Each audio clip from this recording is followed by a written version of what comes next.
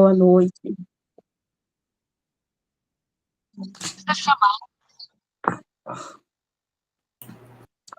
Pode Boa iniciar. noite a todos.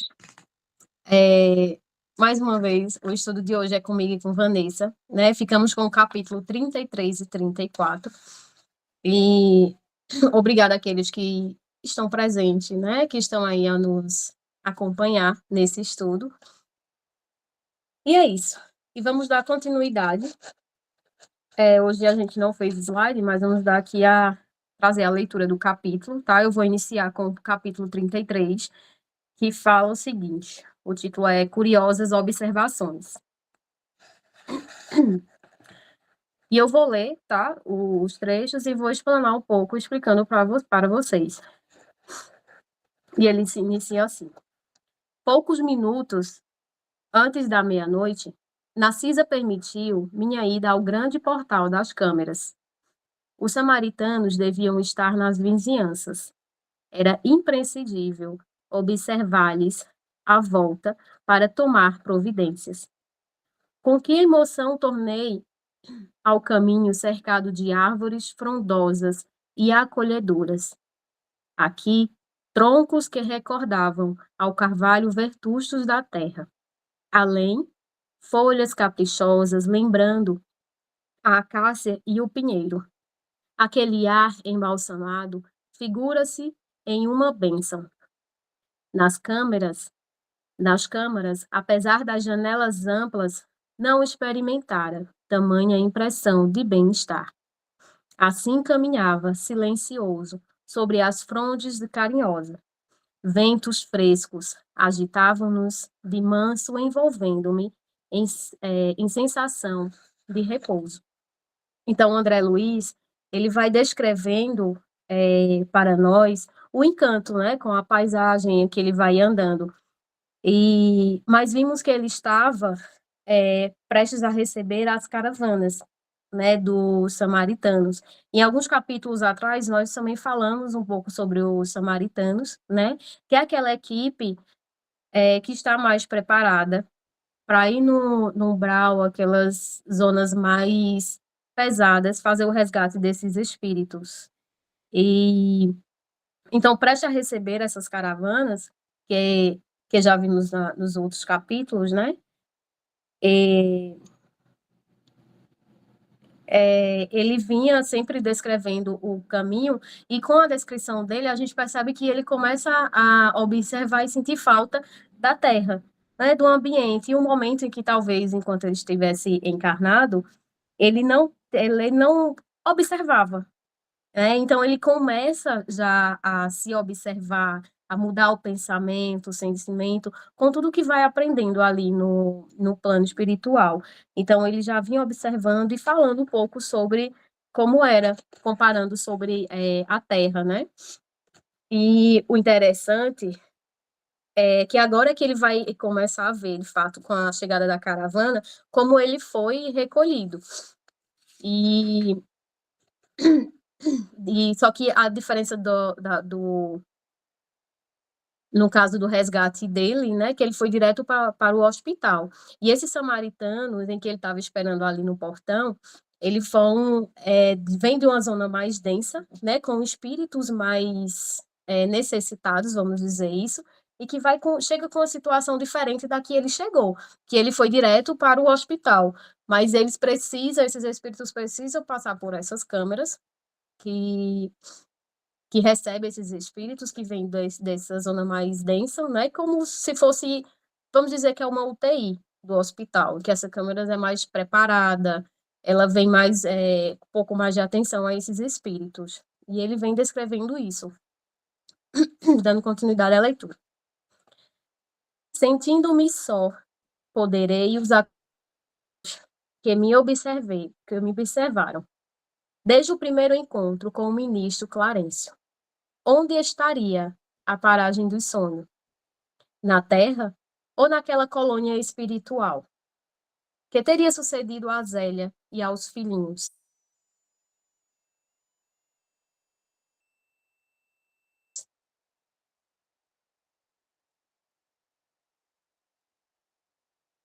Por que razão me prestavam ali tão grandes esclarecimentos sobre as mais variadas, abstendo-se de qualquer informação direta. André Luiz não entendia, mas ele vai entender mais à frente, né? Que falar sobre o casamento, a gente vai falar um pouco mais à frente sobre o casamento da sua esposa, que é o desencarnar, ela conheceu outro homem que a gente viu também no filme, né? Quem assistiu o filme sabe. E esse trecho vem nos mostrar que aquele momento em que ele estava pronto para visitar o seu antigo lar. Na verdade, ele está falando sobre a saudade que ele tinha e que a gente deve pensar isso. A gente acha que os espíritos ao desencarnar não sentem saudade, né? Não sente esse apego. E pelo contrário, quando a gente vai, quando o espiritual desencarnar, ele sente mais saudade ainda do que aquele que ficou aqui na Terra, por vários motivos, né? Um deles que André vinha aqui falando é que quando ele chega lá no plano espiritual, ele já tem um outro conhecimento, ele já tem uma visão diferente da nossa que estivemos aqui na Terra. Então, André ainda não estava preparado emocionalmente para visitar a sua família. Por isso que ele andando sozinho, vendo aquelas matas, as árvores, lhe bateu essa saudade e essa incerteza, né? Se questionando onde estavam os filhos, será que a esposa estava bem? Porque ele tinha essa dúvida, mas ele não estava ainda preparado emocionalmente.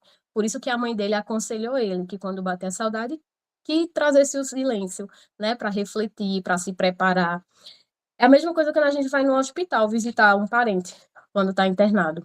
Se ele está em um estado mais grave, a gente sente, fica um pouco emocionalmente abalado, né? Então, para visitar esse parente no hospital, a gente precisa estar preparado, estar fortalecido para justamente não passar essas energias àquele ente que está ali hospitalizado.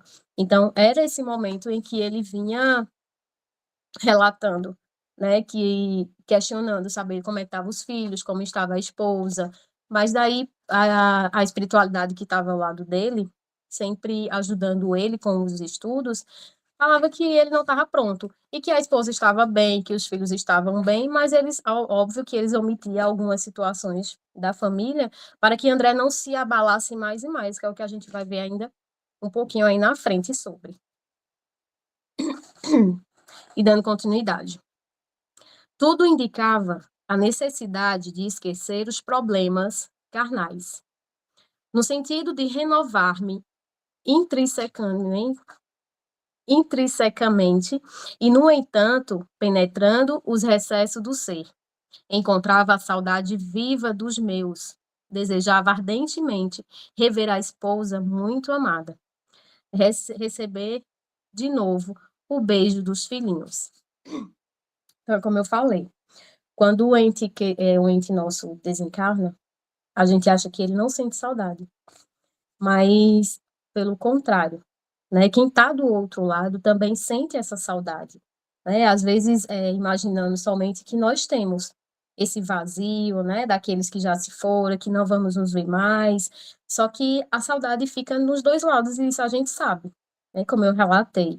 Então, o espírito desencarnado, ele passa a dar mais valor, na verdade, ao sentimento, ao apego, quando desencarna. Isso porque ele começa a ter uma visão diferente da vida, do sentimento, né, do que eu poderia ter aproveitado e não aproveitei ao lado dos meus familiares, dos meus amigos. Então, por isso que ele vinha se questionando sempre e começou a aumentar a saudade aí da família, querendo vê-los cada vez mais, né? Então, a gente deve ter isso em mente.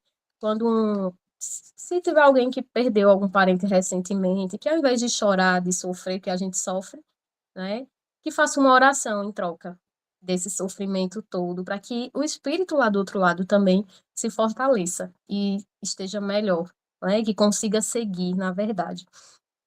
E não que a gente fique, fulano desencarnou, agora ele vai cuidar da gente lá de cima, ele vai olhar para a gente. E não é bem assim, né? O que a gente imagina não é dessa forma. E é bem difícil, bem mais difícil para o espírito que desencarnou do que nós que ficamos aqui na Terra.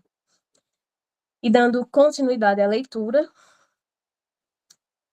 André fala: em verdade, muito amara o companheiro de lutas, a companheira de lutas, sem dúvidas, dispensara aos filhinhos ternura incessantes. Mas examinando desapaixonadamente minha situação de esposo e pai, reconhecia que nada criara de sólido e útil no espírito dos meus familiares. Tarde verificava esse descuido. Quem atravessava um campo sem organizar sementeiras necessárias ao pão e sem proteger a fonte que sacia a sede, não pode voltar com a intenção de abastecer-se. Tais pensamentos entalavam-me no cérebro com veemência irritante. André Luiz, ele não tinha um vínculo religioso, enquanto estava na Terra, encarnado. Então, ele era mais fechado o convívio com sua família. Não é que ele não amava. Ele amava, mas ele tinha aquela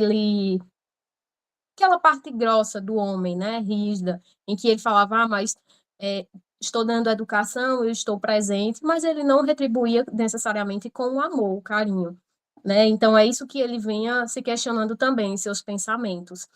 E falando também sobre a questão religiosa, em que do lado do plano espiritual em que ele se encontra, ele está tendo esse esclarecimento, está recebendo este estudo sobre religião, né, sobre amor ao próximo, respeito.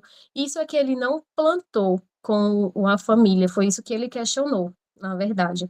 Então,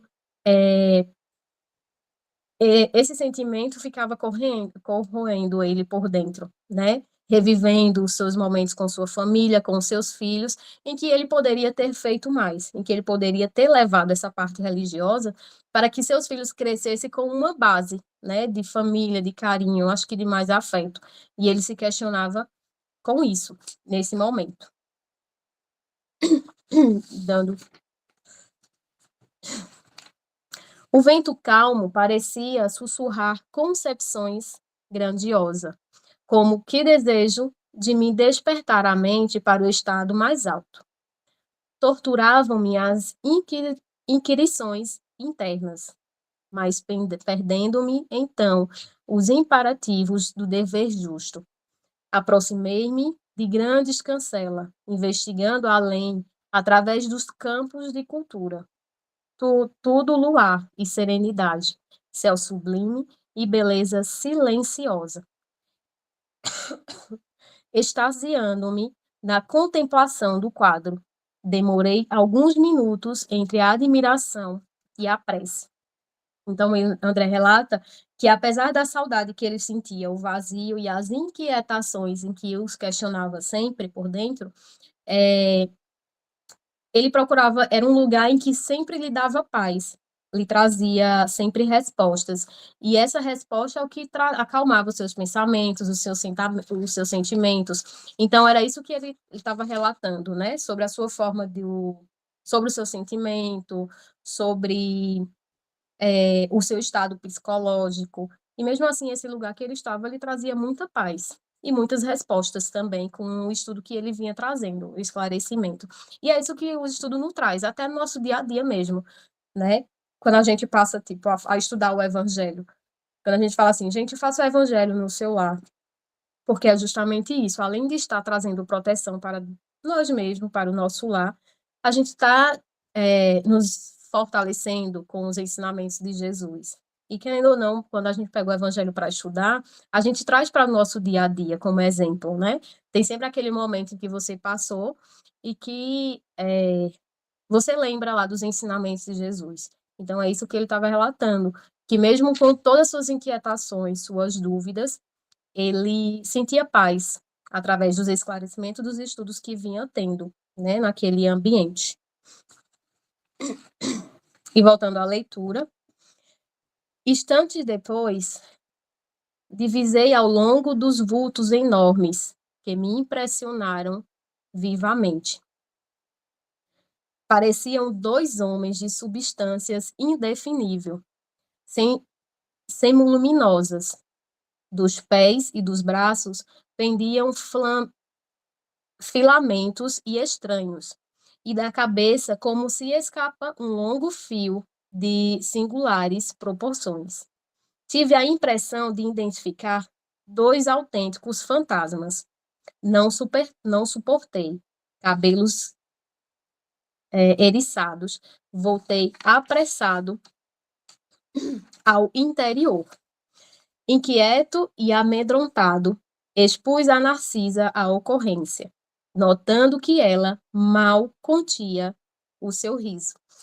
Então, André Luiz, ele estava no... Era a primeira vez que ele via 2 encarnados, espíritos encarnados, visitar a colônia espiritual. E esses fios que ele estava falando que o espírito que ele viu tinha, era a ligação ainda do corpo, né? Quando a gente dorme, o espírito ele passeia muito. Então, o que fica ligado, o que liga o espírito ao nosso corpo é esse fio prateado que ele viu nos fantasmas. O fantasma não, no espírito que ele relata como fantasma, né? Por isso que ele se assustou muito, que era algo diferente que ele nunca tinha visto ainda ali no nosso lar. Então, aquilo chamou muito a atenção dele, né? Que são espíritos que já têm condições, aqueles espíritos que fazem o bem durante o dia ao próximo, que trabalham muito com a caridade e têm a permissão de visitar algumas colônias espirituais a trabalho, né? A gente fala muito, até nós mesmo quando dormimos, quando a gente dorme, pelo menos eu estava falando até para os meninos, semana passada eu dormi e sonhei estando dando palestra, ou seja, é muito trabalho, né? Que mesmo dormindo, a gente está trabalhando. E foi o que André Luiz relatou, né? Que quando os espíritos, foram esses espíritos, na verdade, que ele viu. E a resposta de Narcisa para ele: ora essa, meu amigo, disse, por fim, mostrando bom humor. Não reconheceu aqueles personagens? Fundamente desapontado, nada consegui responder, mas Narcisa continuou. Também eu, por minha vez, experimentei a mesma surpresa. Em outros tempos, aqueles são os nossos próprios irmãos da terra. Trata-se de poderosos espíritos que viviam na carne em missão redentora e podem, como nobres iniciados da eterna sabedoria, abandonar o veículo corpóreo, transitando livremente em nossos planos. Então, é justamente isso, né, que ela veio explicar para ele, que eram espíritos encarnados ainda, mas que eram ligados por esse fio prateado, que era o fio que ligava do corpo ao espírito, e que eles tinham a permissão de transitar no plano espiritual visitando algumas colônias, e ao mesmo em missão, em trabalho, né? E como eles trabalhavam muito com a caridade, os espíritos encarnados trabalham muito caridade, ajudando o próximo. Geralmente eles, quando dormem, vão trabalhar também no plano espiritual, porque assim, a gente não tem descanso não. Quando ele fala assim, quando morrer descansa, pelo contrário, é bom descansar agora, né? Porque quando morrer, continua trabalhando da mesma forma, não tem desculpinha não. E quando nós temos esse estudo, esse esclarecimento de que existe o plano espiritual, de que vamos fazer o bem ao próximo, nossa missão é essa mesmo, né? Ajudar tanto aqui na Terra, como lá no plano espiritual. E o que liga o nosso corpo e o espírito é esse cordão prateado, em que ele relata aqui no livro.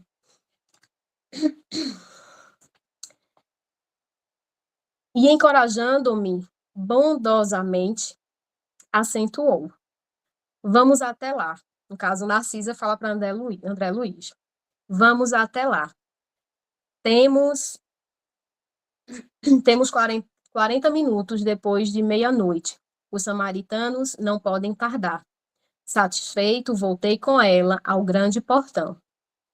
Lombrigava-se ainda a enorme distância, os 2 vultos que se afastavam de nosso lar tranquilamente. Então, vejam, os espíritos ele também se diferencia pela cor da sua áurea, né? Pela impregnação também do seu pensamento. Então, a gente percebendo claramente que os espíritos se mostravam tão em tarefas difíceis nas crostas ali do umbral, por isso André Luiz ele descreve muito bem sobre a cor, né, dos benfeitores que diferenciava. Então, quando a gente tem uma boa intenção, a gente tem um bom sentimento de fazer o bem, de ajudar o próximo, a nossa áurea, ela radeia cores de amor, de caridade, na verdade, né? Geralmente um azul, um prata, um rosa. Então, o que diferencia, na verdade, os espíritos de um para o outro é a cor da áurea.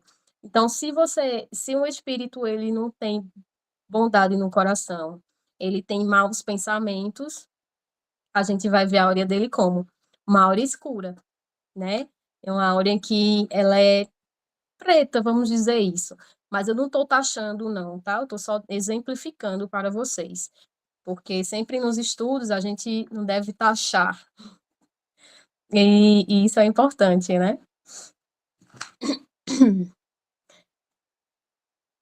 E aí eles continuam, né, a conversa. Ali estivemos, minutos longos, parados na contemplação dos campos silenciosos. Em dado momento, porém, bondosa amiga indicou um ponto escuro no horizonte enluarado e observou. Lá vêm eles. Eles estavam, então, admirando o campo, quando eles perceberam uma nuvem escura que se aproximava ali. Então, eram os samaritanos levando aqueles que foram resgatados, recolhidos naquela noite. E ele vinha descrevendo isso. A enfermeira, em voz ativa, chamou os servos distantes, enviando um deles ao interior, transmitindo avisos. Fixei atentamente o grupo estranho que se aproximava devagarinho. 6 grandes carros, formato diligências, precedidos de matilhas e de cães alegres e barulhentos. Eram tirados por animais que, mesmo de longe, me pareceram iguais aos muares terrestres. Ele relatou sobre os cachorros, né? No plano espiritual também, eles usam cachorros, eles treinam para ajudar os samaritanos nessa missão, né? Que são mais densas, que vai mais a fundo a essa crosta. Então, os cães ajudam a defender eles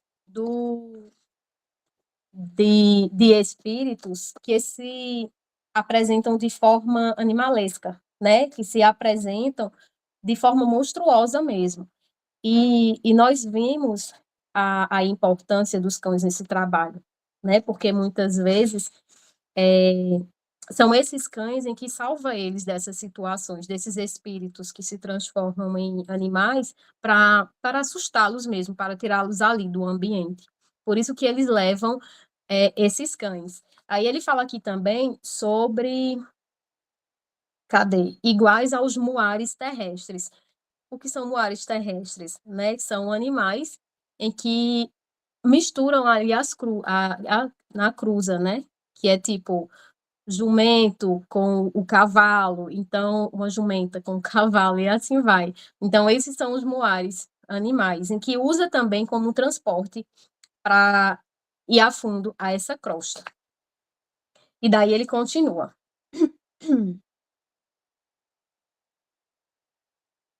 Onde o arabus não seria possível utilizado no umbral? André questiona. Diz-me que não.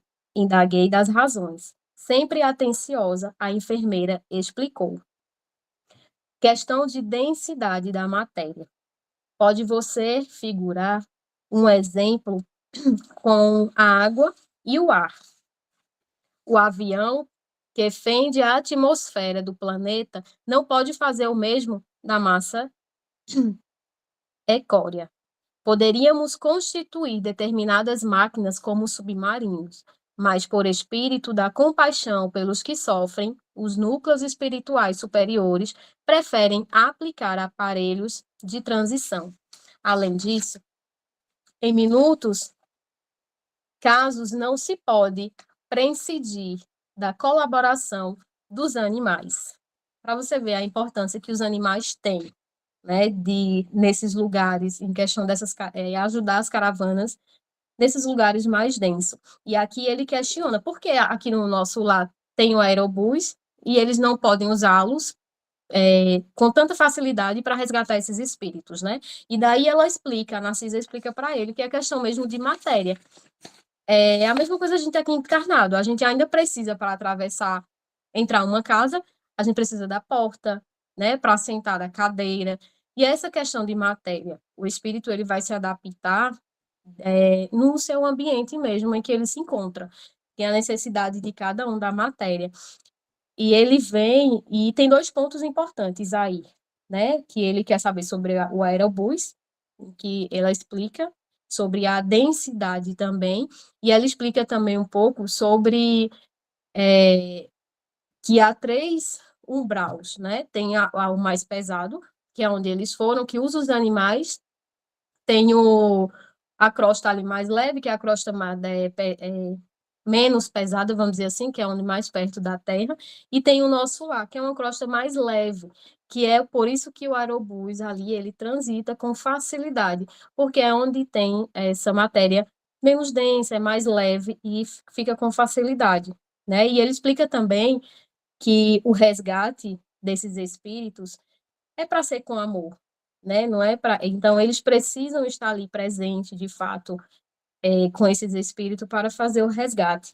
Então, para adentrar mais fundo nesses lugares, nesse umbral, ele, de fato, precisa dos cachorros, que para chegar, que nesses lugares mais densos, nesse umbral, que ele é bem pesado, onde ficam esses espíritos animalescos, não tem apenas espíritos com maldade, né? Tem os espíritos também que são indefesos, que estão ali, que precisam desse resgate. Por isso que eles precisam levar os animais para chegar até esses espíritos mais que de fato precisam desse resgate, né? Que estão ali precisando de ajuda. E finaliza aí, e entramos aí para o capítulo 34 com Vanessa. Tem alguma dúvida? Tem alguma pergunta? Podemos dar continuidade?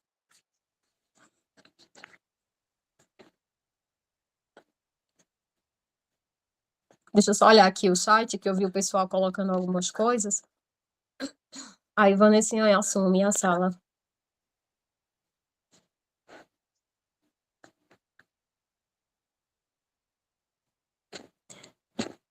Vanessa, pode dar continuidade, viu? O pessoal entendeu tudo. Coisa boa. Bom é assim. Boa noite, gente. Para dar continuidade a vocês, a parte que me cabe é o capítulo 34, que a gente vai falar, então, dos recém-chegados ao umbral. É um capítulo curtinho, bem interessante. Isa fez todo um momento em que André Luiz está se preparando para que esse resgate aconteça, enfim, tudo direitinho. E o capítulo 33 versou sobre isso, sobre as curiosidades. Mas aí o capítulo 34 fala dessa recém-chegada e fala especificamente de um contato direto, onde André Luiz, ao auxiliar, já que todo mundo está fazendo a mesma coisa, né, nesse capítulo é o momento em que eles já estão ali, que eles chegam e começa todo mundo a trabalhar para poder dirigir aqueles irmãos que chegaram agora para o tratamento, para o atendimento necessário. Então, está todo mundo em movimento. E aí, André Luiz não é diferente, se coloca em movimento também. Só que antes dele se colocar em movimento, ele está observando tudo o que está acontecendo. Eis que, nesse capítulo, acaba que uma senhora, olhando ele parado ali, vendo a situação, fala: sim, mas vem cá, estou precisando de ajuda, chega junto. Né? E aí ela vai, pede a ajuda dele, e ele vai até, como ele coloca, ele se dirige a ela no livro como a velhota, e ele vai até a velhota, como ele coloca, para poder ajudá-la a descer. E aí, quando ele vai ajudá-la a descer, então ele começa a travar um diálogo com ela. porque ao descer ela faz, ai, graças a Deus, que bom que eu saí daquele purgatório, que bom que eu agora estou podendo estar aqui. E aí, nesse momento, ele percebendo que, pela primeira vez até então, alguém faz referência ao purgatório, alguém faz referência ao inferno, curioso como é, vai lá e já começa a se instigar, né, na conversa, a demonstrar interesse. E aí, então, ele começa a travar esse diálogo com a senhora. E ele pergunta para ela se ela não fez nada para sair de lá e tal. Ela diz: "Não, minha filha, minha história é muito complicada. Há anos eu estou, com esses demônios. Eu, quando encarnada, era uma pessoa muito religiosa". Então ela começa a discursar sobre a sua vivência. E é sobre isso que a gente vai falar, essa é a essência do nosso estudo hoje, é essa conversa que ela trava com o André Luiz, onde a gente vai poder extrair, então, algumas reflexões. Na conversa que ela está seguindo, ela fala da sua religiosidade. Ao comentar com André Luiz, ela começa dizendo que ela era uma senhora de bons costumes, que durante o seu período encarnada era uma pessoa extremamente religiosa, que cuidava de estar na missa, de se confessar, de fazer as suas obrigações religiosas de acordo com o que ela acreditava. E aí André Luiz vai ouvindo-a atentamente, tentando entender como que alguém que parecia ser tão distinto e como se colocava daquela forma com tanta religiosidade, poderia estar passando por aquela situação. Mas eis que ela vai avançando na sua história, e aí ela começa a relatar que durante o seu período encarnada, ela era dona de escravos. Então ela viveu num período onde a gente tinha bastante essa questão da escravatura presente no nosso país. E como não era diferente, ela tinha escravos na sua fazenda para atender às suas demandas pessoais, e ela começa a relatar isso para André Luiz. E aí André Luiz: "A senhora nunca se questionou então por que estava lá?"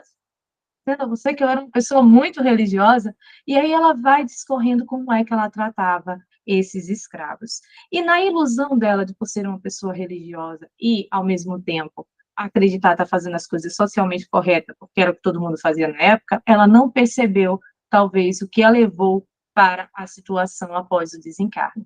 E aí ela relata, por exemplo, que durante o seu período encarnada, apesar dela fazer caridades para a igreja, se comportar e estar sempre lá, ela tinha os escravos na fazenda, os quais, por muitas vezes, ela colocava, mandava colocar no tronco, muitos morriam em função do tratamento que recebiam nas senzalas. Um outro ponto que era importante, e ela defendia como sendo algo correto, mas ao mesmo tempo lá longe, ela deixa escapar que o lampejo da consciência pegava, que era quando ela tinha escravas que vinham a ter suas filhas e que ela separava essa família, essas crianças da mãe, porque entendia que era para uma questão de organização doméstica, que é o termo que ela usa no livro.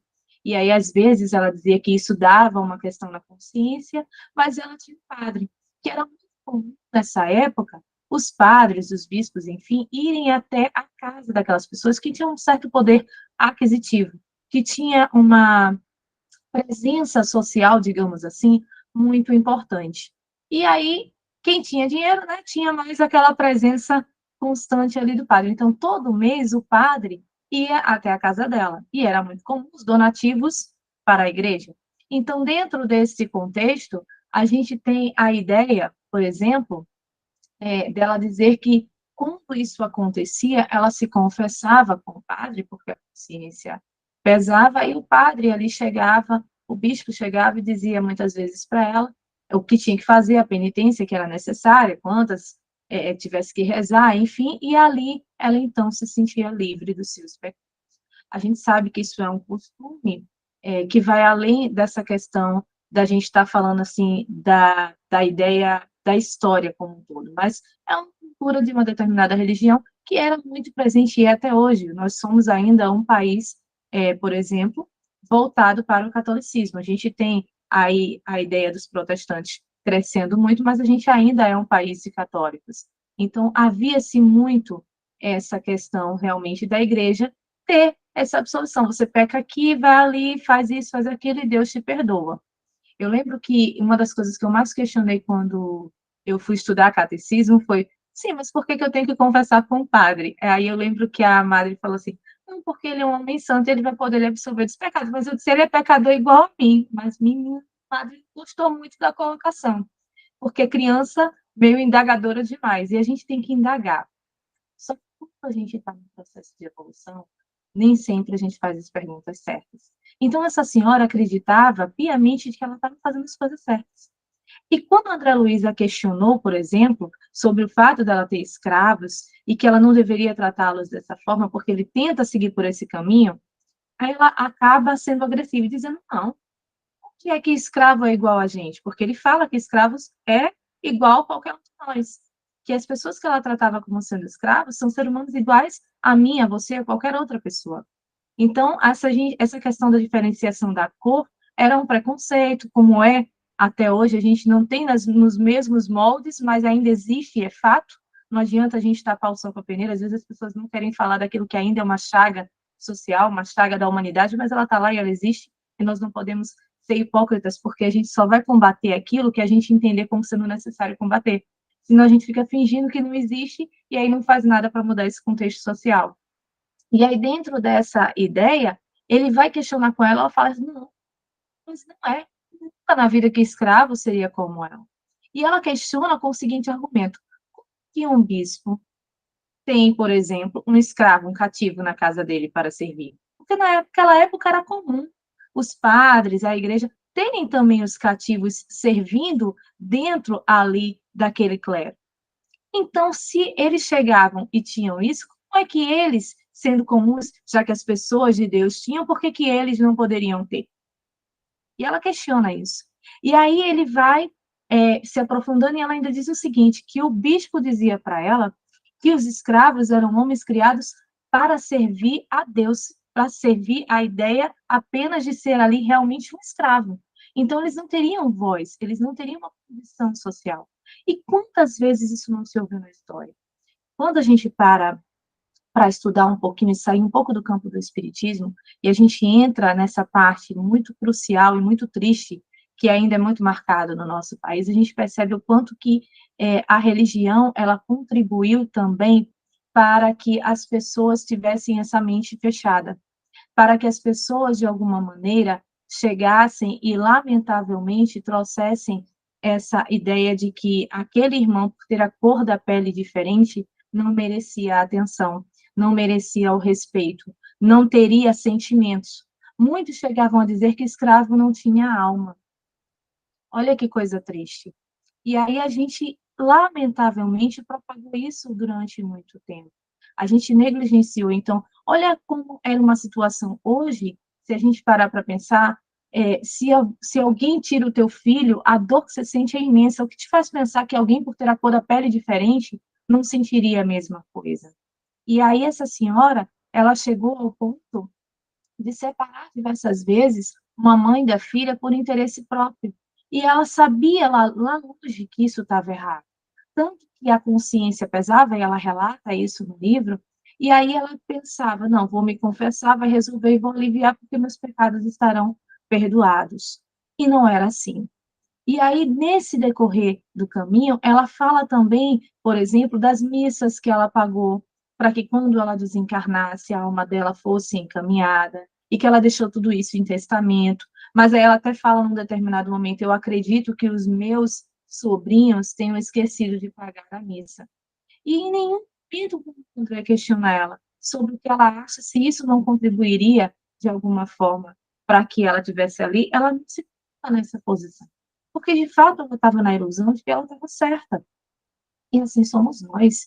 Por muitas vezes, nós nos iludimos com aquilo que nos é dito, sem sequer questionarmos se faz algum sentido ou não. A filosofia, a sociologia, a história, ela é importante para que a gente tenha essa questão do pensamento, para que a gente não pegue algo apenas como verdade absoluta e não vá buscar outras informações que possam validar, que possam colocar essa verdade não sendo absoluta, mas como sendo algo plausível. Kardec, no estudo do Livro dos Espíritos, em diversas perguntas que ele dirige ao Espírito da Verdade, e aí a resposta que vem deixa muito claro que nem tudo nós temos condições de compreender.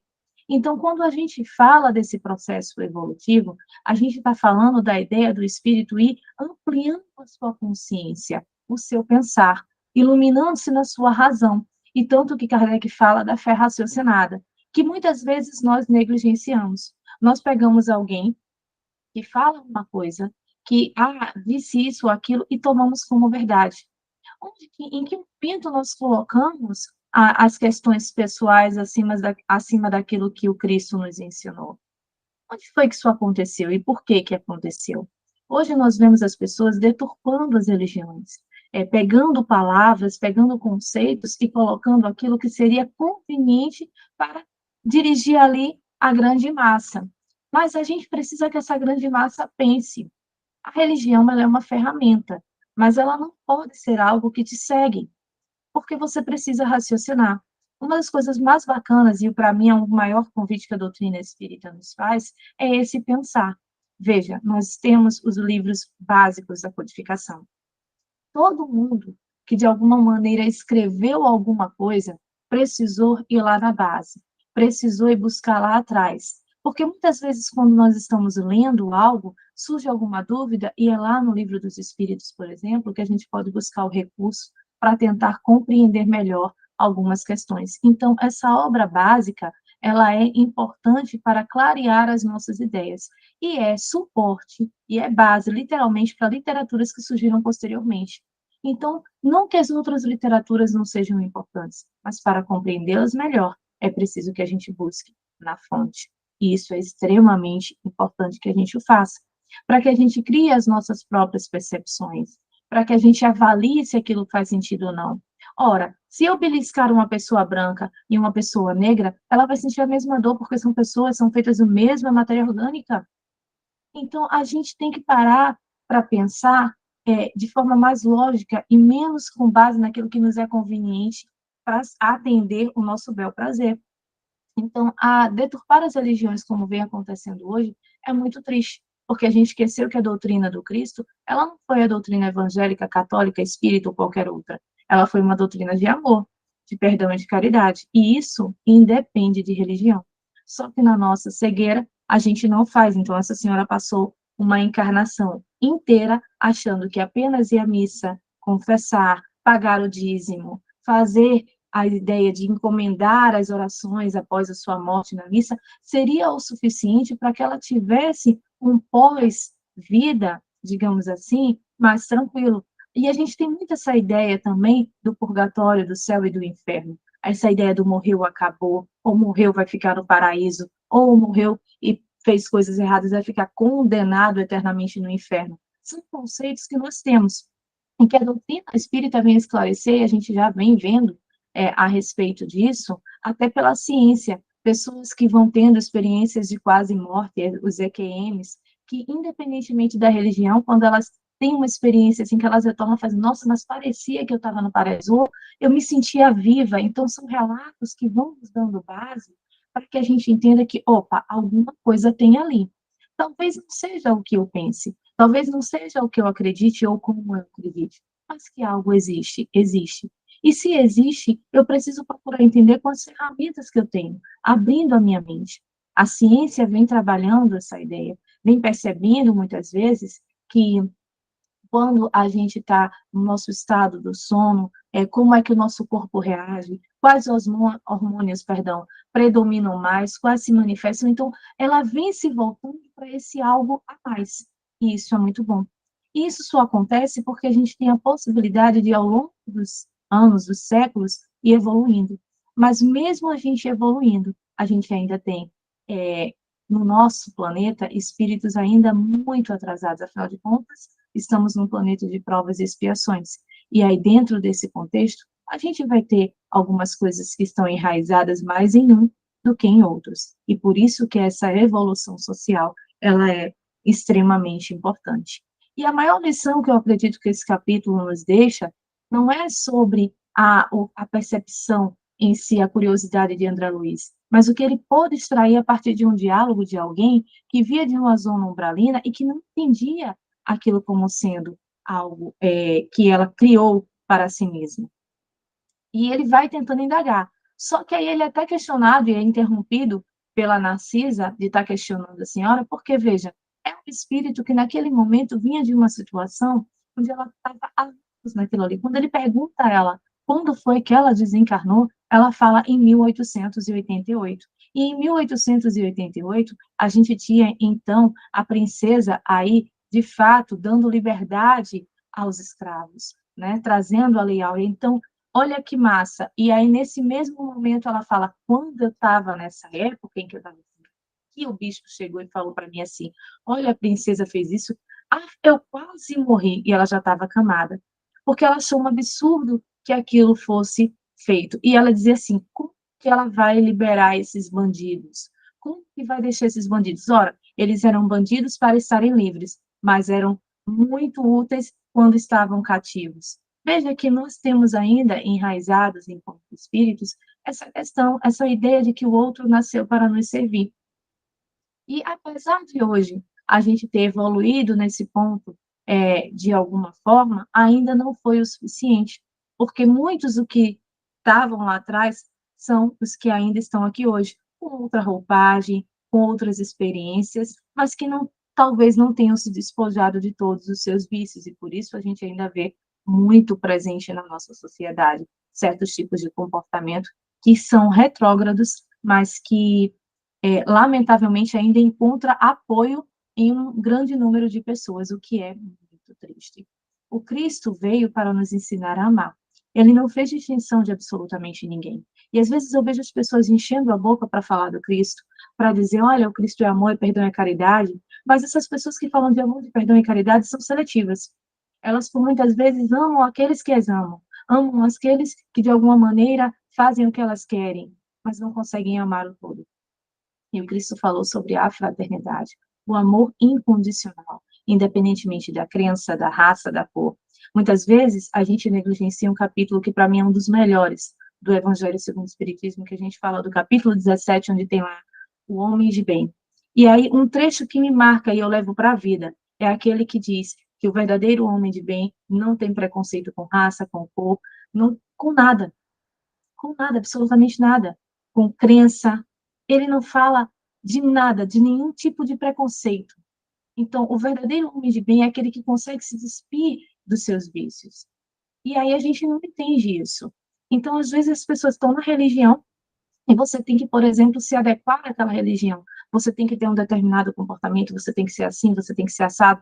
E você não é uma pessoa que dá para se botar na caixinha, porque somos seres individuais em processos evolutivos diferentes. Apesar de nós estarmos habitando o mesmo mundo, a compreensão de mundo será diferente para cada um de nós.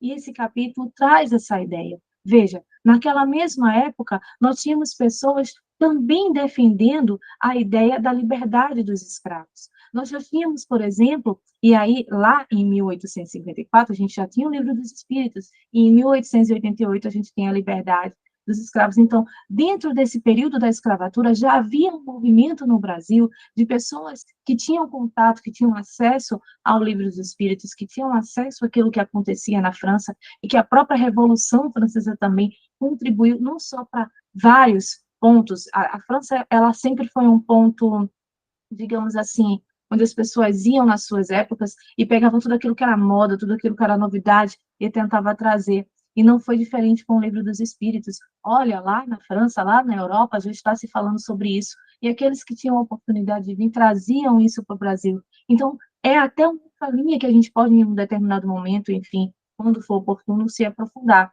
Mas a gente percebe que havia todo mundo acontecendo também dentro do texto histórico. Então, é importante que a gente, assim, analise as coisas. Esse capítulo, para mim, um ponto importante para a gente observar é quanto nós somos iludidos. Estarmos numa religião não nos torna religiosos. Muitas vezes, a gente acredita estar fazendo certo, acredita estar agindo da melhor forma, mas não tem receita de bolo para ninguém. O que existe é um bom senso. E se na dúvida da nossa conduta existir algo que a gente esteja ali realmente preocupado se vai dar certo ou não, que a gente consulte aquilo que o Cristo nos ensinou. Só faça ao outro aquilo que você gostaria que ele fosse feito, não é? Amar ao outro como a si mesmo. Então, esses pontos são cruciais para a gente responder alguns questionamentos que a nossa própria consciência nos traz. Nós não devemos nos preocupar a maneira com que o outro entende as coisas, mas devemos nos preocupar como nós podemos ajudá-los a entender. Mas é preciso que eles tenham a liberdade de pensar. Ninguém precisa ser soldadinho de chumbo, porque isso não é interessante para ninguém.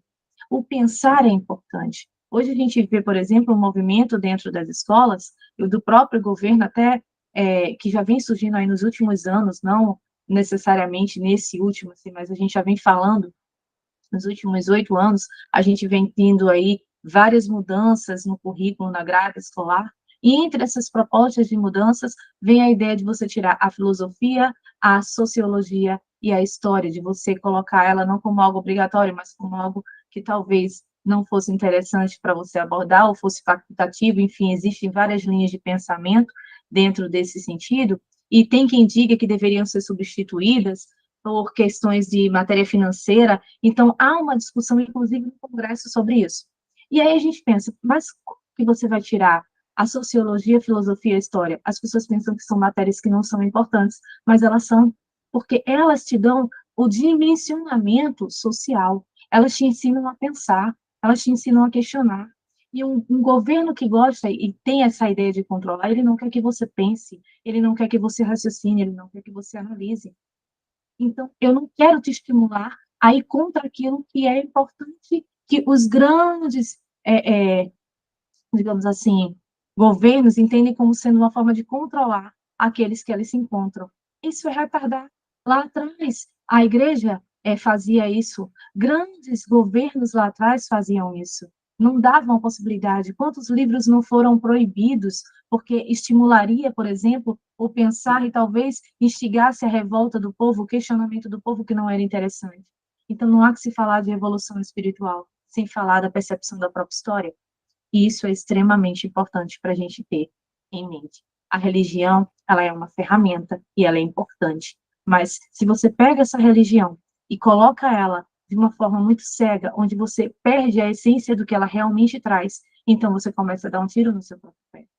Porque é importante que a gente lembre que acima de toda e qualquer questão religiosa, nós temos que lembrar do amor do Cristo. E esse não fez absoluta distinção com quem quer que fosse. Então, se ele, que tinha toda a questão moral, que tinha todo o conhecimento, não fez, quem somos nós para fazê-lo? É bem interessante.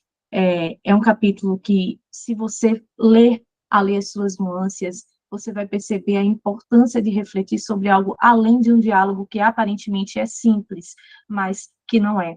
Ele se aprofunda e ele traz um instigamento a partir de conhecimentos não só históricos, filosóficos, mas sociais, porque essa senhora é um em milhares que tinham naquela época e que talvez desencarnaram com o mesmo sentimento, com a mesma ideia de dizer, olha, eu estava fazendo tudo certo, eu fiz o meu e eu não estou entendendo por que eu estou aqui. E ainda hoje nós temos pessoas assim. Quantas vezes eu não encontro pessoas que, quando a gente diz assim, eu sou espírita, e a pessoa vai lá, não, mas eu sou de uma determinada religião, você sabe que isso aí que você está falando, você vai para o inferno, hein? Já fui mandada para o inferno, já fui condenada umas 20 vezes. Porque as pessoas têm a mente fechada. Tem gente que acredita que só a sua religião é o certo. A gente não precisa ter preconceito com religião nenhuma, cada uma é certa do seu ponto de vista, daquilo que ela acredita. E ela tem o seu papel social. E ela também evolui à medida que nós evoluímos. Pelo menos assim deveria ser. E aí a gente não pode, então, dizer que uma religião A, B, C ou D é melhor ou pior do que ou do que a outra. Não, todas elas têm o seu papel e elas são importantes dentro do contexto social, daquilo que elas podem contribuir. E o próprio Evangelho segundo o Espiritismo também nos diz que a religião boa é aquela que transforma o homem em um ser melhor. Se ela assim o fizer, então ela cumpriu o seu papel. E aí ele não disse que a religião boa seria a religião X, Y ou Z, mas é aquela que, de fato, consegue transformar o homem. E aí ele nos remete à questão da reforma íntima, da reforma moral, que, apesar da religião ser uma ferramenta, ela não é única, porque eu preciso que o ser compreenda essa necessidade de reforma moral. E essa senhora ela ainda não compreendia. E dialogar com ela sobre isso, tentar esclarecer no momento em que ela ainda estava perturbada pelo próprio sofrimento que havia tido ali, não era adequado. E é nesse sentido, então, que Narcisa interrompe esse diálogo e essas reflexões todas que André Luiz tenta trazer para com ela, que ela, então, no acolhimento, fala, mas ele não está entendendo. Ela fala, não, mas bem, a senhora, imagina o quanto que foi difícil. Então, ela usa de um acolhimento para sair daquela situação onde a senhora já estava até um pouquinho aborrecida com o André Luiz, quando ele questionou do tratamento dos estragos, para levá-la, então, para o atendimento. O que também nos faz perceber o seguinte, existe um momento para tudo. Existe um momento em que as pessoas vão estar preparadas para poder ouvir e elas mesmas vão perceber e vão estar mais receptivas para o raciocínio daquilo que elas próprias fizeram. Porque enquanto esse momento não chegar, sempre vai ter um culpado, sempre vai ter alguém para que ela diga, foi ele o responsável pelo meu fracasso. Aí a gente vai culpando o outro até que um dia a gente vai parar e vai dizer, mas será que eu também não contribuí? E no momento em que a gente faz esse será que eu também não, que eu também contribuí, é que a gente então começa a ter o despertar da consciência. E aí eu vou parando por aqui porque eu me empolgo e se vocês deixarem eu vou longe, mas eu espero que tenha dado para compreender. E se alguém tiver algum comentário, alguma pergunta para fazer, fique à vontade, eu vou até dar uma olhadinha aqui que eu não vi, se teve alguma mensagem, mas fiquem à vontade, tá?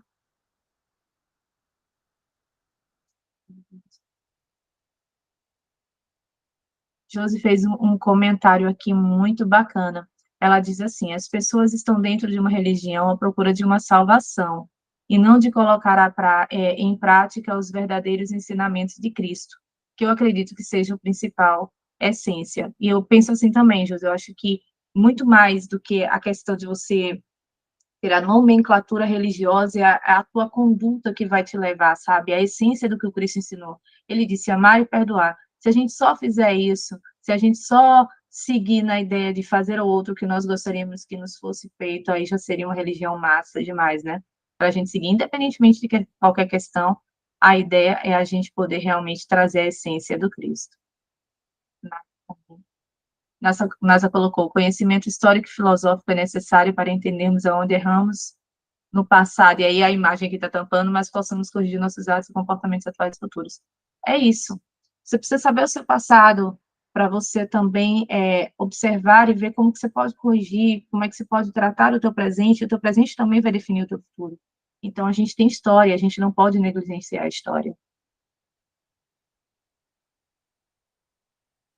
Vocês querem colocar mais alguma coisa, gente? Fiquem à vontade, por favor.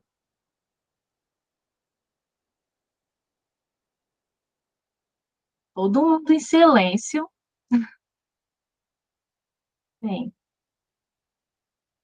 mas eu espero que tenham compreendido e é sempre um prazer a gente poder estar estudando, né? Que é com isso que a gente vai aprendendo, é com isso que a gente vai até abrindo a nossa mente realmente, porque o estudo, na realidade, ele é eterno. E a gente nunca vai chegar aqui sabendo tudo, a gente sempre tem alguma coisa para aprender. Então, obrigado a todos vocês pela oportunidade que nos dão de, nessa troca aqui, estar aprendendo juntos. Lucielma quer falar. Ah, perdão, eu não vi aonde. Pode falar, Mas pode Lucielma. falar. Oi, boa noite, pessoal. É só para fazer uma colocação que, assim, você trouxe muitas verdades, você trouxe muitas coisas importantes, né? Esse capítulo realmente traz muitas informações importantes, mas o que me encanta nesse livro, e principalmente nessa parte aí que a gente estudou, é a beleza da doutrina, né? Quando ela nos dá a possibilidade de entender que a gente renasce todos os dias com conhecimento e que a doutrina nos traz a oportunidade de conhecer a verdade, o que nos espera, o que podemos fazer para melhorar e o quanto podemos evoluir através dessa oportunidade. Então, até melhor do que filosofia ou do que outras coisas é o entendimento do que nos espera, né? Do que a gente precisa fazer para melhorar e o que a gente pode fazer nesse momento para mudar essa condição das outras pessoas e até a nossa mesma. Então, a doutrina sempre me encantou por essa possibilidade da gente renascer todos os dias. É isso. Eu também acho a doutrina encantadora. Ela é reconfortante e nos traz a esperança, né, de que apesar de não sermos tão bons hoje, a gente tem a possibilidade de ser melhor amanhã, se a gente se esforçar para isso. Eu acho isso massa também.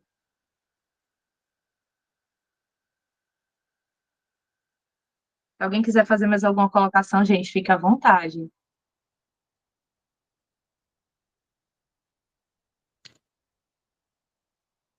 Amigo, o povo tá sério.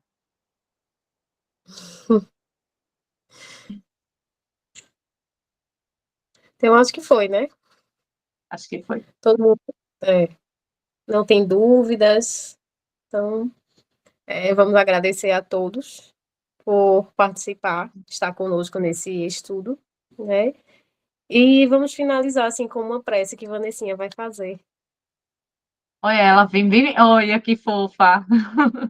Nós vamos de prece, sim. Vamos agradecer a Deus por esse nosso encontro de toda segunda-feira que a gente procura estar aprendendo. Então, eu convido vocês a fecharem os olhos, a se conectarem, a se manterem, melhor dizendo, conectados com esse momento, para que a gente possa, então, agradecer ao nosso Mestre Jesus, que tanto ensinamentos nos deu, que tantas lições deixou para que a gente pudesse refletir, para que a gente pudesse amadurecer, para que a gente pudesse ter um norte a ser seguido nessa nossa jornada evolutiva. Vamos agradecendo aos nossos mentores, aos nossos benfeitores espirituais que estão sempre conosco, nos fortalecendo, nos amparando, nos instruindo, pacientemente nos orientando, mesmo quando a gente vacila, eles seguram na nossa mão, nos incentivam a continuar a caminhar. Com a permissão do nosso Pai, estão sempre conosco ali nos amparando. E aí, desse modo também, vamos agradecendo ao nosso Deus que nos conduz, que nos permite estar aqui hoje, que não se caia uma folhinha da árvore que não seja da sua vontade e com um propósito divino. Vamos agradecendo a oportunidade das encarnações que vamos tendo, para que a gente possa amadurecer, evoluir espiritualmente, vivenciar as experiências necessárias ao desenvolvimento do nosso espírito. Vamos pedindo ao Mestre Jesus que ilumine os nossos pensamentos, que nos envolva em energias salutares, trazendo paz, saúde e serenidade a todos nós. Que tenhamos uma semana abençoada, de boas energias, bons pensamentos, boas vibrações, mantendo o nosso foco no exercício da fé, no exercício do comportamento, no exercício da percepção de nós mesmos. Vamos pedindo também ao Mestre Jesus que adentre ao lar de cada um de vocês e que envolva cada um que aí se encontra com muita paz e com muita luz, trazendo a harmonia necessária a esse ambiente. E assim, gratos por esse encontro, dizemos, Pai nosso que estais no céu, santificado, Senhor, seja o vosso nome, e venha a nós o vosso reino, seja feita a vossa vontade, assim na terra como no céu. O pão nosso de cada dia nos dai hoje. Perdoa, Senhor, as nossas ofensas, assim como nós perdoamos a quem nos tem ofendido. E não nos deixeis cair em tentação, mas livra-nos de todo o mal. Que assim seja, e mais uma vez, obrigada a cada um de vocês que dispuseram do tempo para estar aqui conosco.